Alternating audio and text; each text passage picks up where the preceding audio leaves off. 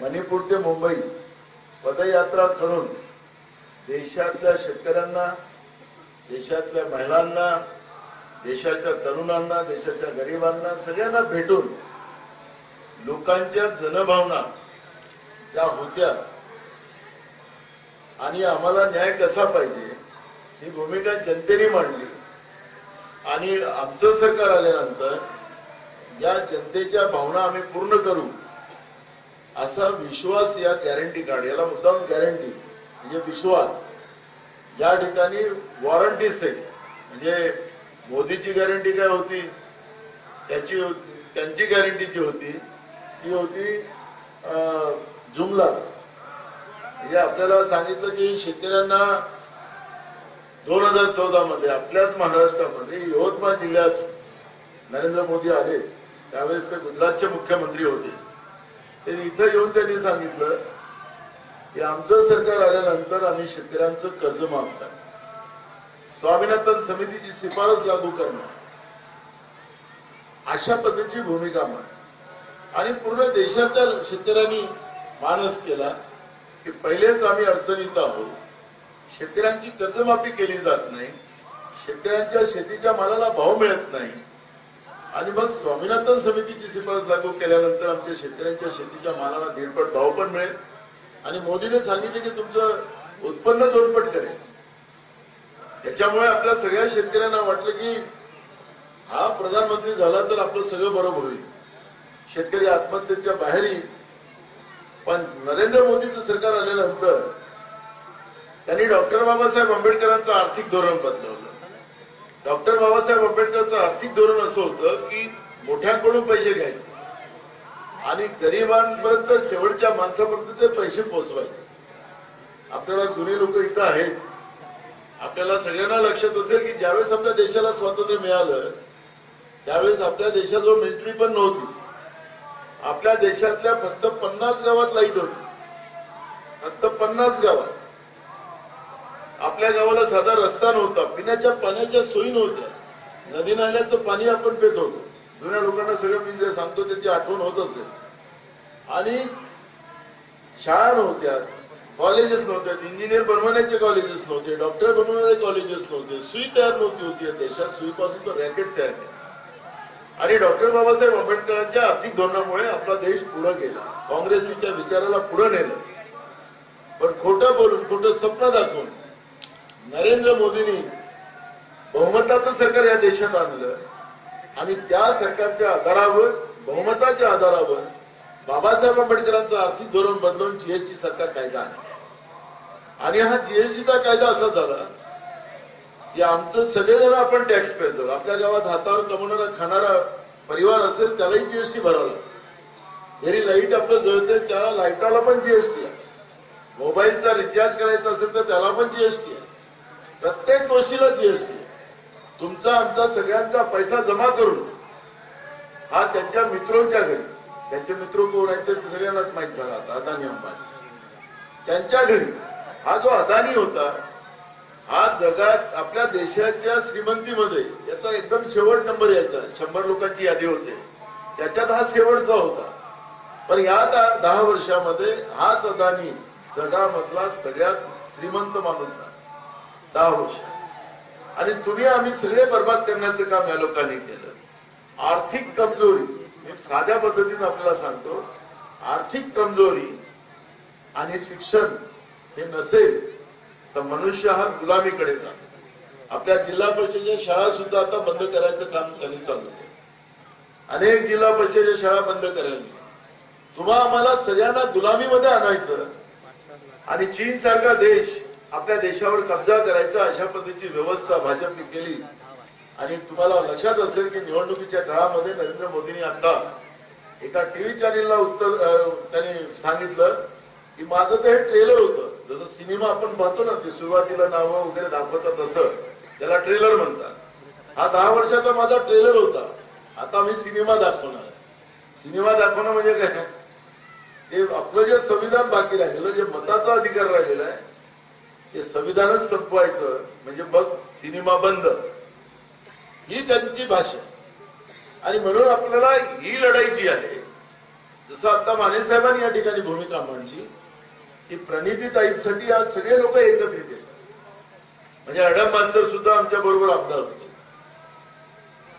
आज असंख्य कम्युनिस्ट असतील, समाजवादी पार्टीचे लोक असतील, आप पार्टीचे लोक असतील, शरद पवार साहेब असतील, उद्धव ठाकरे साहेब असतील, असे सगळे मिळून महाराष्ट्रामध्ये महाविकास आघाडी आम्ही तयार केली. आणि आज मी तुम्हाला सांगतो की महाराष्ट्रामध्ये आता 2 टप्प्याच्या निवडणुका झाल्या. या 2 टप्प्याच्या निवडणुकीमध्ये पहिलं नागपूर विभागात 5 झाल्या, मग अमरावती विभागात 5 झाल्यात आणि नांदेडची आपली 1 झाली. मी तुम्हाला विश्वासानं सांगतो की या 100% जागा महाविकास आघाडी नांदेड सहित आपण जिंकतो. गडकरी नागपूरमध्ये निवडणूक हारते, लोकांमधला करंट आहे, लोकांनी निवडणूक अंगावर घेतली. या तानाशाह नरेंद्र मोदीच्या सरकारला, या अत्याचारी सरकारला, ज्यांनी माझ्या शेतकऱ्याला बर्बाद केलं, ज्यांनी आमच्या महिलांना बर्बाद केलं, आमच्या तरुणांना बर्बाद केलं, गरिबांचं जीवन उद्ध्वस्त केलं, या नरेंद्र मोदीच्या भाजपच्या सरकारला आता सत्तेतून बाहेर काढायचं प्रण जनतेने हातात घेतलेलं आहे. ही निवडणूक जनतेची झाली. आपल्याला लक्षात असेल की परवा आता माने साहेबांनी उल्लेख केला की मोदींची सभा झाली. मोदींना कर्नाटकमधून लोक आणवलं. एका माणसाचे 400 रुपये त्यांनी रोजी दिली. तिकडून लोक आली. काही आता आमच्या पंढरपूरच्या भागातून त्यांनी काही लोकांना धमकवून तुमचं ऊस घेणार नाही वगैरे, त्यांनी शेतकऱ्यांचं सुद्धा त्यांनी ग्रेडेशन केलं. असं धमकवून लोकांनी. पण परवा राहुल गांधींची जेव्हा सभा झाली, मला तर नवलच वाटलं. तरी मी राहुल गांधींच्या बरोबर होतो. आम्ही अमरावतीतून सभेतून आम्ही त्यांच्याबरोबर मी इथं आलो. मला वाटलं मंडप पिंड थोडं ऊन राहतं ना 4-5 वाजता, मला मंडप पिंड घालून असेल. मी तिथं आल्यानंतर मी पाहतोय की दुपारी 2 वाजतापासून लोक जमा झाली. ऊन होती. 5 वाजता सभा सुरू झाली राहुल गांधी. तिथपर्यंत लोक सगळे उन्हेत होते. म्हणजे असं कधीच होत नाही. आणि त्याच्यावरून एक निदर्शनास येते की ऊन लागो काही हो, आम्हाला आता कुठल्याही परिस्थितीत प्रणितीताईला या ठिकाणी निवडून द्यायचा संकल्प सोलापूरच्या जनतेने केला. हा त्या दिवशीच ते निदर्शन आहे. आणि म्हणून मी आपल्याला सांगतो की आम्ही फक्त आता त्यांच्याबद्दल टीका करायच्या पेक्षा आपण सुद्धा काय करू. या गॅरंटी कार्डाला भाजपवाले म्हणतात कागद आहे, बरोबर, त्यांच्यासाठी कागद आहे. पण मी तुम्हाला सांगतो हा चेक आहे. हा चेक असा आहे की शेतकऱ्यांच्या जीवनामध्ये आर्थिक क्रांती घडवण्याचा एक निर्णय या गॅरंटीमध्ये दिलेला आहे. केंद्रामध्ये इंडिया आघाडीचं सरकार आलं तर राहुल गांधींनी विश्वास दिला की पहिलं आम्ही काम करू की या देशातल्या प्रत्येक शेतकऱ्यांचं कर्ज माफ कर. हा निर्णय याच्या गॅरंटीत दिला. दुसरा महत्वाचा मुद्दा की शेतकऱ्यांना वारंवार कर्जमाफी करायची मागायची गरज नाही पडली. म्हणून एक संविधानिक आयोग त्या ठिकाणी निर्माण केला जाईल. आमच्या भागामध्ये समजा दुष्काळ पडला, तो आयोग इथं येईल. आयोग ती तपासणी करेल आणि शेतकऱ्यांची कर्जमाफी करायची गरज असेल त्यांनी जे शिफारस केली त्या शिफारसीच्या आधारावर आपल्याला न मागणी करताना लोकप्रतिनिधीला ना शेतकऱ्याला आयोगाच्या शिफारसीच्या आधारावर सरकारला ते बंधनकारक राहील की कर्जमाफी केलीच पाहिजे. दुसरा महत्वाचा मुद्दा असा आहे याच्यामध्ये की ज्यासाठी दिल्लीमध्ये नरेंद्र मोदीच्या सरकारला जे काळे कायदे आणले होते ते काळे कायदे रद्द केले पाहिजे. त्यासाठी अनेक शेतकरी शहीद झाले. मग मोठ्या मुश्किली त्यांनी काळे कायदे जे आहेत ते रद्द करण्याचा म्हणजे स्थगित करण्याचा निर्णय केला. पण त्याच्यामध्ये एमएसपी हा जो महत्वाचा मुद्दा होता, एमएसपी लागू केली गेली पाहिजे ही मागणी शेतकरी संघटनेची होती. पण नरेंद्र मोदीने वेळ काढून नेली. नरेंद्र मोदीने वेळ काढून नेल्यानंतर जसे आता निवडणुका जाहीर व्हायच्या पहिले शेतकऱ्यांनी एक पुन्हा दिल्लीवर आंदोलन उभं केलं. देशभरातले शेतकरी दिल्लीकडे निघाले. यांनी काय केलं की शेतकरी आले नाही पाहिजे म्हणून दिल्लीच्या सभोवताल खिळे गाडले.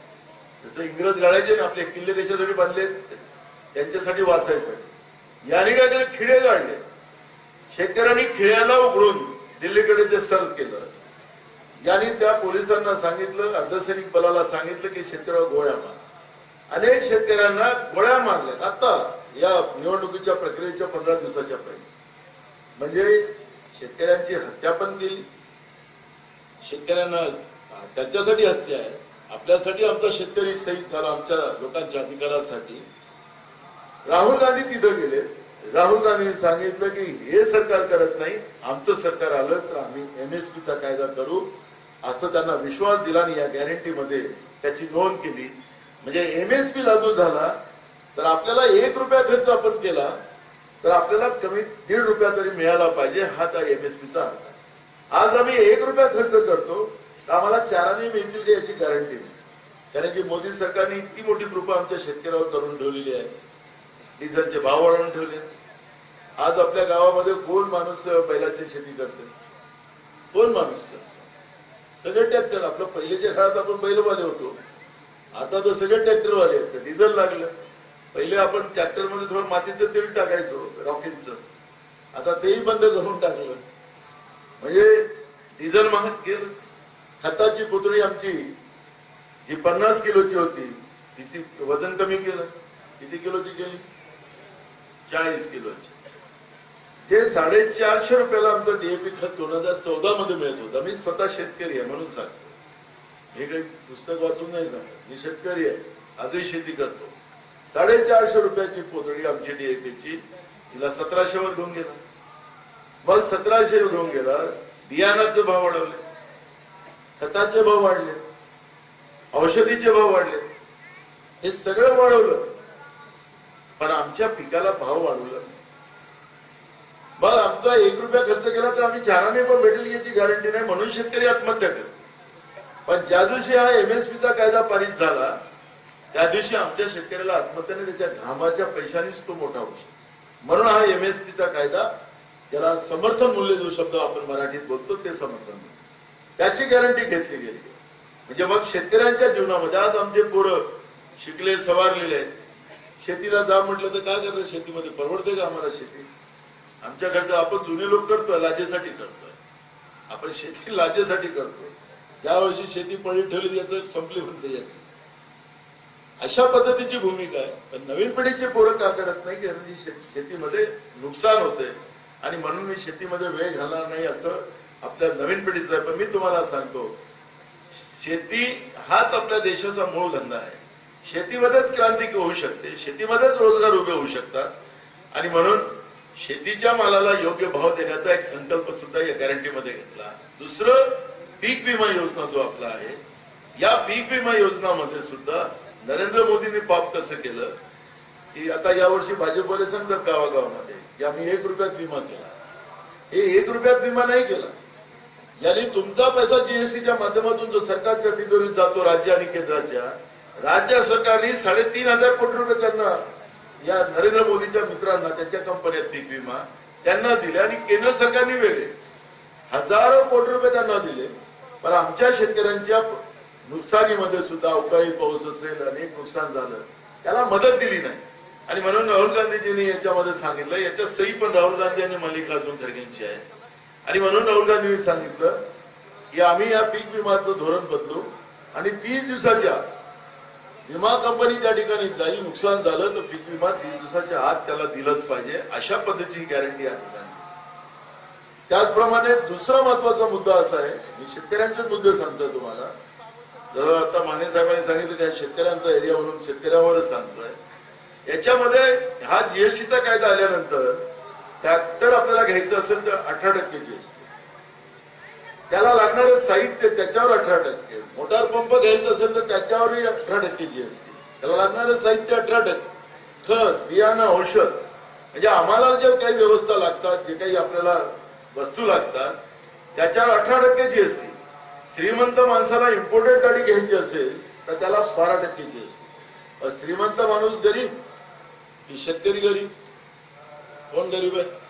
आपण 18% देतो, तो 12% देते. हे आपण श्रीमंत आहो ना, असं मोदीला वाटतं, भाजपला वाटतं. या गॅरंटीमध्ये सांगितलं की आम्ही हे सगळे जीएसटी रद्द करू. म्हणजे रद्द केल्याबरोबर ट्रॅक्टरच्या किमती कमी झाल्या, पंपाच्या झाल्या, त्याच्या लागणाऱ्या साहित्याच्या झाल्या, खताचं झालं, औषधीचे झाले, बियाण्याची किमती कमी झाल्या. म्हणजे शेतीचा खर्च आपला कमी होईल आणि त्या माध्यमातून शेती आपल्याला परवडणार नाही. दुसरा महत्वाचा प्रश्न की आमची मुलं बाळं शिकलेली. आज आपला देश बेरोजगारांचा देश म्हणून झाला आणि म्हणून या देशामध्ये प्रत्येकाला नोकरी हा सगळ्यात महत्वाचा भाग आहे. पोरगा शिकला असेल, काही कमवत नसेल तर मायबापालाही त्रास होतो, सगळ्यांना त्रास होतो. म्हणून या ठिकाणी नोकरीची गॅरंटी हा असा विषय मांडला. ज्या 30 लाख कर्मचाऱ्यांचे पद आता केंद्रामध्ये आहेत, ते सगळे पद भरल्या जातील. आणि त्याच्यामध्ये एक विशिष्ट सांगितली की ते पद भरत असताना आपण पाहिलं की पोलीस भरती असेल, आमचं ग्रामसेवकाचं असेल, तलाठीची पदं असेल, आरोग्य विभागाची पदं असतील, आमचे पोलीस मध्ये भरती व्हायसाठी आमचे पोरं पोरी धावत असतात रस्त्यावर सकाळ संध्याकाळ. पण जेव्हा पेपरला जातात तेव्हा पेपर फोडला जातो जाणून बुजून, आणि पेपर फोडला गेला की परीक्षा रद्द. 1000 रुपये फक्त आपल्याला ऑनलाईन भरावं लागते, फक्त त्यांच्यासाठी एक फक्त 3000 पदं असतील तर या 3000 पदासाठी 3 लाख पोरी अर्ज करतात. आणि हे जे काही ऑनलाईन आपण ज्याच्याकडे भरतो ते RSSचे लोक असतात, त्यांच्याकडे जातात ते पैसे. 1000च्या हिशोबानं मानेचा हिशोब लावला, 3 लाख पोरं अर्ज करतात. पैसे झाले किती? पैसे झाले किती? अशा पद्धतीने मग पेपर फोडून टाकतात. पेपर फोडली का रद्द. असं 6 पिढ्या बर्बाद केल्या या नरेंद्र मोदी आणि भाजप. झालं ना, वय पार केलं की केलं, काम संपलं. 6 पिढ्या बर्बाद केल्या. राहुल गांधींनी सांगितलं की आमचं सरकार आल्यानंतर आम्ही कायदा करू, असं कोणी पेपर फोडीमध्ये सापडला त्याच्यावर जन्मठेपेची शिक्षा केली जाईल, अशा पद्धतीचा कायदा. या पोराला नोकऱ्या नाही देऊ शकलो, त्याला दर महिन्याला 8,500 रुपयाचं स्टायपन त्याला देण्याचाही निर्णय याच्यामध्ये केला. दर महिने त्या मुला मुलींना व्यवसाय करायचा असेल तर बिनव्याजी रक्कम त्यांना देऊन त्यांना उद्योगपती बनवण्याचा सुद्धा निर्णय याच्यामध्ये केला. मोदीनं काय केलं? मोदीनं आमच्या शेतकऱ्यांना 6,000 रुपये देण्याची योजना. आता मोदीचे 6,000 आले की आमचा शेतकरी तो बँकेत 10वे चक्रा मारते. आले का बाबा मोदीनं पैसे पाठवले का? 6,000 रुपये. आता हे 6,000 रुपये तुम्हाला जीएसटीच्या माध्यमातून हिशोब सांगितला किती पैसे मिळतो. 2 एकराचा शेतकरी असेल त्याच्याकडून दरवर्षी 1 लाख रुपये घेऊन जातो. 1 लाख डिझेल आणि या सगळ्याचा हिशोब लावला ना, तुमचे 1 लाख जातात. त्याच्या मोबदल्यात किती येतो? 6,000. हे 6,000 रुपये देत असताना तुम्हाला आलेच पैसे आतापर्यंत. ज्याच्या पोरींनी कुठं बँकेमध्ये कर्जाची अप्लिकेशन केली, बँकेमध्ये व्यवसाय करायचा असेल तर जसं तुम्ही आधार कार्ड जोडला, इन्कम टॅक्सचं सर्टिफिकेट एनओसी जोडली आणि तुम्ही प्रॉपर्टीचे कागद जोडले की कलेक्टरला मोदीचा फोन येतो. आणि कलेक्टर मग तुमच्या तहसीलदारला फोन करते की यानं त्याच्या पोरानं अर्ज केलेला आहे, त्याने इन्कम टॅक्सचा कागद लावलेला आहे, आधार कार्ड आहे, जा त्याला आतापर्यंत मोदीनं दिलेले 6,000 सगळे वापस करा, नाही तर त्याच्या घराची जप्ती करा. असा तो पाठवतो प्रेमपत्र. पाठवते की पाठवते की सांगा. तुमच्या तालुक्यात नाही होतं का? असं तर नाही ना. मग बनिया आहे का नाही नरेंद्र मोदी? एकदम 1 नंबरचा बनिया आहे. त्याला काही कोणाचं घेणं नाही. निवडणूक आली की धर्मावर निवडणूक करेल, जातीवर करेल, याला वाद लावेल. यांनी सांगितलं होतं 2014 मध्ये की आमचं सरकार आलं होतं मराठ्यांना आरक्षण देऊ, आमचं सरकार आलं होतं धनगरांना आरक्षण देऊ. यांना कोणी मागितलं नव्हतं मराठ्यांनी आरक्षण. मागितलं धनगरांनी मागितलं नव्हतं. यांनी सांगितलं की आमचं सरकार आलं की आम्ही देऊ. अनेक जातीला आश्वासन दिलं. 10 वर्षामध्ये राज्यात आणि केंद्रामध्ये यांचं सरकार होतं. का नाही दिलं? कोणी थांबवलं? या धनगराबद्दल तर त्याने एवढं मोठं पाप केलं. टाटा कन्सल्टिंग कडून यांचा सगळ्यांचा रिपोर्ट तयार केला. मग यांना वाटतं आरक्षण भेटेल. चुकीचं होतं, कारण ते संविधानिक नव्हतं, पण दाखवायसाठी केलं. मग ते काय केलं की ते प्रकरण गेलं कोर्टामध्ये. कोर्टात गेल्यानंतर या RSSचं वनवासी कल्याण म्हणून आदिवासीचं, ते आदिवासीला आदिवासी नाही म्हणत, ते वनवासी म्हणतात. त्या वनवासी कल्याण व्यवस्थेला या धनगराच्या विरोधात कोर्टात पाठवलं आणि तिथून कोर्टाने निर्णय दिला की जेथून सर्वे यांनी केलेला आहे त्या सर्वेचा अधिकारच त्याला त्या संस्थेला नाही, म्हणून धनगरांना आरक्षण देतात. मग प्रकरण गेलं सुप्रीम कोर्टात. सुप्रीम कोर्टात तेच झालं. म्हणजे धनगरांना सर्रास फसवण्याचं पाप आहे. चेतन तुमच्यासाठी आहे, आपल्या समाजासाठी, धनगर समाज. मराठ्यांना लावलं त्या ओबीसी आणि मराठ्याचा वाद करून मांडा एकमेकांच्या विरोधात. राहुल गांधींनी या ठिकाणी सांगितलं की आम्ही जाती न्याय झालेला. हा सगळ्यात महत्वाचा मुद्दा आहे. आता जातीनिहाय जनगणनेचा अर्थ काय की आपल्या भागात आता आपल्याला जेव्हाचं स्वातंत्र्य मिळालं तेव्हापासून आपल्या देशामध्ये शेड्यूल कास्ट आणि शेड्यूल ट्राईब ज्या जाती आहेत यांचा आर्थिक, शैक्षणिक आणि सामाजिक सर्वेक्षण त्या आधारावर त्यांच्यासाठी योजना येतात. बाकीचे आपण जेवढे लोक आहोत या लोकांचं जातीनिहाय जनगणना होत नाही. मग आमच्या गावचा सरपंच जगतापी असेल आणि त्याला वाटलं की आमच्या मराठ्यांना घरकुल द्यायचं आहे, तो देऊ शकत नाही कारण की दिल्लीतून घरकुल आलो नाही तर तो आपल्या घरून देणार आहे. या आर्थिक सर्वेक्षणाच्या माध्यमातून त्याला राहायला घर आहे की नाही, त्याला खायला अन्न आहे की नाही, त्याचे पोरं शिकले आहेत की नाही, शिकले असतील तर नोकरीला आहे की नाही, शिकायची व्यवस्था नसेल तर का नाहीये, या पद्धतीचं सर्वेक्षण त्याच्यामध्ये केलं जाणार आणि त्या माध्यमातून त्या समाजाला आरक्षणाची व्यवस्था देऊन त्याला आर्थिक, शैक्षणिक, सामाजिक सक्षम केलं जाईल. जो समाज आर्थिक आणि सामाजिक सक्षम असेल, जो समाज आर्थिक आणि शैक्षणिक मजबूत असेल तो समाज मजबूत. मराठ्यामध्ये काही सगळे श्रीमंत नाही आहेत. मराठ्यामध्ये सुद्धा अनेक गरीब लोक आहेत. आजही राहायला घरे नाहीत अशी लोक आहेत. धनगरामध्ये तीच परिस्थिती आहे. असे अनेक समाज या देशामध्ये आहेत आणि म्हणून या जातीनिहाय जनगणना हा मुद्दा आहे. त्याच्या माध्यमातून सगळ्यांना, पण याच्यामधून सगळ्यांना न्याय मिळेल ही न्यायाची गॅरंटी आहे. भाजपला वाटतं की लोक भांडत राहिले पाहिजे, आपसात भांडत राहिले म्हणजे आम्हाला जे पाप करायचं ते पाप करायला सोपं होतं. तुम्ही भांडा आणि मग बाकीचं आम्ही निपटवतो. अशा पद्धतीचं करून या नरेंद्र मोदींनी 10 वर्षामध्ये देशातल्या सगळ्या संपत्त्या विकल्या, देशाला कर्जबाजारी केलं आणि त्या माध्यमातून आता देशाचं संविधान आणि लोकशाही संपवायला निघालं. म्हणून त्यांच्यासाठी हा कागद आहे आणि मी सांगतो तुमच्यासाठी हा कोरा चेक आहे. हा कोरा चेक आहे, तुम्हाला वटवायचा आहे. चेक कोरा तुमच्या घरी असेल चेक आणि तो योग्य वेळेत तुम्ही बँकेत नाही वटवला तो कागदच आहे. तुम्हाला 7 तारखेला याला वटवायचा वेळ आता आलेल्या माणूस आहे. 7 तारखेला पंजा या चिन्हावर आपण लोकांनी मतदान करून देशामध्ये इंडिया आघाडीचं सरकार आपल्याला स्थापन करायचं आणि हे सगळं गॅरंटी आपल्याला मिळवून घ्यायची आहे हे सांगायसाठी मी इथं आलेलो. प्रणिती शिंदे एक जागृत लोकप्रतिनिधी आता माझ्याबरोबर विधिमंडळात काम करतात. तुमचे प्रश्न प्रामुख्याने उपस्थित करून सोलापूर जिल्ह्याच्या विकासामध्ये त्यांचा मोठा सहभाग झाला. मागच्या 2 खासदारांनी काय केलं, एक खासदार होतो माझ्याबरोबर, तो नुसता टुल्ल राहायचा तिकडे 14 वाला फुल्ल राहायचा एकदम टुल्ल. मी पण विचार करायचो मानेसाहेब सोलापूरमध्ये सुशीलकुमार शिंदे साहेबांसारख्या एका जागरूक विकासशील माणसाला पाडून यांनी सोलापूरवाल्यांनी या टुल्ल माणसाला कसं पाठवलं.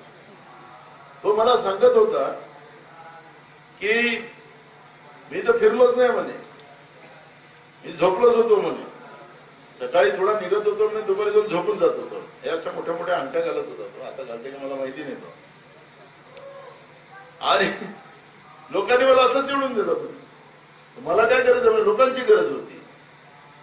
आता हे भाजपला जे वाटतं की आमची गरज नाही, लोकांची गरज आहे भाजपला निवडून द्यायची, एक गृहीत पकडण्याचं जे काम त्यांनी केलं. मी आता हा दुसरा खासदार झाला, माझा काही संबंध नाही त्याच्याबरोबर, मी त्याच्याबद्दल तर बोलणार पण जो होता जो 14 वाला टुल्लवाला टुल्ल राहायचं असंच होतं सर. मी काही खोटं नाही, माझ्याबरोबर होता तो लोकसभेत म्हणून सांगतो. तर मला एक वाटतं की आखरी आपल्या भागातला आरसा असतो, विधानसभेत जाणारा असो की लोकसभेत जाणारा असो, हा आपल्या भागातला आरसा असतो. तिथून मग लोकांचं हे करतात की देशामध्ये विचार केला जातो, अरे सोलापूरमध्ये काय सगळे लोक टुल्लच राहतात का, टुल्लवाल्याला पाठवून दिलं. आमचे प्रश्न मांडणारा कोण आहे आणि म्हणून प्रणितीताई सारखा एक जागरूक लोकप्रतिनिधी आपल्या भागातून निवडून जाणं हाही सुद्धा तुम्हा सगळ्यांसाठी भाग्याचा विषय आहे. आणि म्हणून मी आपल्याला सांगतो की येणाऱ्या 7 तारखेला, कारण की आता जे काही मोदीजी आले, ते योगी आलेत, अनेक येतात, ते इकडे आले की नुसतं हिंदू मुसलमान चालू करतात. त्याचं एकच काम आहे, ठरलेलं आहे, विकासाचं काहीच बोलणार नाही. जे 19 मध्ये बोलले, 2014 मध्ये बोलले विकासासाठी काहीसाठी काही, ते तर अजिबात बोलणार. आणि फक्त आले की हिंदू मुसलमान आपलं करत बसतील आणि त्या हिंदू मुसलमानाच्या आधारावर ते आपलं राजकारण करतील. पण यावेळेस अशी परिस्थिती नाही.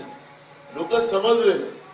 आम्हाला बालभारतीमध्ये मानेसाहेब एक धडा होता आपल्याला, लांडगा आला रे आला होता ना आपल्याला धडा. बकरी चालणारा माणूस जायचा गावाच्या बाहेर आणि जोरानं ओरडायचा लांडगा आला रे, तर लोक जायचे धावत धावत आणि धावत धावत गेले की तो जोरानं हसायचा. मग अजून त्यांना वाटलं की लोकांना वाटलं यांना आपल्याला बेकूफ बनवलं. मग तो 6-7 महिन्याच्या नंतर, म्हणजे 5 महिन्याच्या नंतर, आपण 5 वर्ष नाही म्हणून 5 महिन्याच्या नंतर पुन्हा आला, पुन्हा लांडगाला आला म्हणलं. लोक पुन्हा धावत गेले. पुन्हा त्याने सांगितलं की मस्त जोरानं हसला. तसं पेट्रोल पंपवर आपल्याला पाहायला मिळतं की आपण त्या सांगायचं की डिझेलचं किंमत कमी करेल, पेट्रोलचं किंमत कमी करेल, पण त्यानं 100च्या पार करून टाकलं आणि मस्त त्या बोर्डावर पण तुम्हाला हसत होता, भरत होतं तुम्ही डिझेल पेट्रोल. आता ते निवडणुकीमुळे ते बंद झाला फोटो त्याचा, तो हसणाऱ्या माणसाचा होता की नाही, हसतच होता की नाही, रडत होता का तो, आपल्या डोळ्याचं मशीन निघत होतं नोट काढायसाठी. मग तिसऱ्या वेळेस पुन्हा तो ओरडला जोरात. लोकांनी म्हटलं हा असाला दरवेळेस आपल्याला बेकूफ बनवते, खराच लांडगा आला त्याच्या सगळ्या बकऱ्या खाल्ल्या, असाच धडा होता. त्या धड्याचं आपल्याला आता आठवण येते. बालभारतीत होता, आता आहे ते मला माहित नाही, आपल्या काळात होता बालभारतीमध्ये. आणि म्हणून त्या पद्धतीचा हा घोटाळा प्रधानमंत्री देशाने पहिल्यांदा पाहिला. इतका खोटा प्रधानमंत्री, तर ते खुर्चीचा गरिमा जी असते, तर देशाचा प्रधानमंत्री आहे, गुजरातचा नाही. गुजरातच्या शेतकऱ्यांचा कांदा निर्यात केला जातो आणि महाराष्ट्रातल्या शेतकऱ्यांचा कांदा निर्यात बंदी सर्व आपल्या घरात. आणि कांदा काही जीवनावश्यक वस्तू थोडी आहे असं म्हणते ती निर्मला सीतारामन. नाही खाल्लं तर लोक मरते का, याच्या घालून आता कांदाच काढावा लागते आपल्याला. सांगण्याचं तात्पर्य असं की एवढी थट्टा करायची. अभि शेतकरी, मला माहित आहे किती वेदना आहेत शेतकऱ्यांच्या, आणि त्याच्यावरही त्याच्या जखमेवर मीठ चोळायचं पाप हे करतात. महिलांसाठी याच्यामध्ये या योजनेमध्ये सांगितले की दर वर्षाला 1 लाख रुपये त्या महिलांना देण्याचा निर्णय याच्यामध्ये केला. आणि नरेंद्र मोदी सांगते की याचं मंगळसूत्र काँग्रेसवाले घेऊन मुसलमानांना देणार. यांना देण्याची आम्ही गोष्ट करतो आणि तो म्हणते की याचं मंगळसूत्र घेऊन जाते. याला मंगळसूत्रच माहित नाही त्या माणसाला. दादागिरी सांगायचं तात्पर्य असं की प्रधानमंत्री त्याचं वक्तव्य देशाचं वक्तव्य असतं. इतका खोटारडा प्रधानमंत्री या देशानं पहिल्यांदा पाहिला. तर तुमचं आयुष्य आमच्यापेक्षा उन्हाळे पावसाळे तुम्ही जास्त पाहिलेले. मी गेले 30-35 वर्ष या राजकीय याच्यामध्ये काम करतो, सतत मी विधिमंडळ खासदार वगैरे काम करतोय. पण मी असं हा दर्जा खालून टाकला, जागतिक पातळीवर रुपयाखाली पडून टाकला, रुपयाची किंमत संपवून टाकली. म्हणजे मी सातत्यानं सांगतो की बांगलादेश, आपण पैशाला रुपया म्हणतो, बांगलादेशमध्ये टक्का म्हणतात. आपल्याला पहिल्याच्या काळात, आपण जुन्या काळात म्हणत होतो ना एखाद्या माणसाला की हे तुझी 2% अवकात नाही असं म्हणत होतो की नाही. तर टक्का म्हणजे त्याची किंमतच नव्हती. बांगलादेशाच्या म्हणजे करन्सी म्हणा की त्याला रुपया म्हणा, आपला रुपया त्याला टक्का असं म्हणत होतं. आज त्याचा टक्का आपल्या रुपयापेक्षा मोठा झाला, आपला रुपया घातला. आता ते म्हणत असले की तुझी 2 रुपयाची अवकात नाही असं म्हणतो. म्हणजे ही आपली अवस्था करून ठेवलेली आहे. आणि म्हणून मी आपल्या सगळ्यांना सांगतो की ही निवडणूक गमतीची जमतीची नाही. त्या भाजपसाठी असेल, सगळ्या लोकांनी मूळ बांधायची गरज आहे. अंधभक्तांनी तर अजून दुरुस्त झालं पाहिजे. कारण की या काळामध्ये ही निवडणूक या नरेंद्र मोदीला सत्तेतून बीजेपीला सत्तेतून बाहेर काढलं नाही तर पुढच्या 5 वर्षाच्या नंतर तुम्हाला मत मारायचा अधिकार राहणार नाही. ही व्यवस्था आहे. काही गरजच नाही ना, शाळा बंद करायचे, तुम्हाला पैसे काढून टाकायचे तुमच्या खिशातून, तुला मत मागायची गरज काय. म्हणून संविधान वाचवण्यासाठी ही प्रणितीची निवडणूक नाहीये. ही निवडणूक आपण स्वातंत्र्याची लढाई ज्या पद्धतीने लढलो होतो तशी ही स्वातंत्र्याची दुसरी लढाई. देश संकटात आलेला आहे, देशाची लोकशाही संकटात आली आहे, देशाचं संविधान धोक्यात आलेलं आहे. आणि म्हणून अशा या परिस्थितीमध्ये देशातल्या सगळ्या लोकांनी एकत्रित होऊन इंडिया आघाडीचं सरकार आपण देशात आणू, हा संकल्प करणं ही गरजेचं आहे. आणि म्हणून मी माने साहेबांचं मनापासून धन्यवाद करतो की त्यांनी निर्णय केला की आज माझ्या देशाचं संविधान आणि लोकशाही वाचवायची आहे. मला काय भेटणार नाही भेटणार काँग्रेसमध्ये हा नंतरचा भाग. त्यांनी कुठलीही मागणी नाही केली. ज्या दिवशी मुंबईला ते प्रवेश करायला आले शिंदे साहेबांनी मला सांगितलं की माने साहेब येतात आहेत माझे आमदार. मी म्हटलं माझ्यासोबत आमदार होते आणि म्हटलं माझा मित्र काँग्रेस पक्षात येतात आहे, मला त्याचा आनंदच आहे. पण त्यांनी एक शब्द सांगितलं नाही की मला मी ही आठवण पक्षात येतो. त्यांनी जो निर्णय केला त्यात आपल्या देशाच्या संविधान वाचवण्यासाठी आणि लोकशाही वाचवण्यासाठी हा निर्णय केलेला आहे. आणि म्हणून या भागातल्या संपूर्ण विधानसभेच्या क्षेत्रातल्या लोकांनी आपल्या माने साहेबांच्या दिलीप माने साहेबांच्या सोबत उभं राहण्याचा संकल्प सुद्धा आपल्याला घ्यायचा आहे. एवढंच या कार्यक्रमाच्या निमित्तानं मी आपल्याला सांगतो. मी कधी दिलीप माने साहेब बोलवतील पुन्हा तुमच्या इकडे आम्हाला, तर त्यावेळेस दिलीप माने साहेब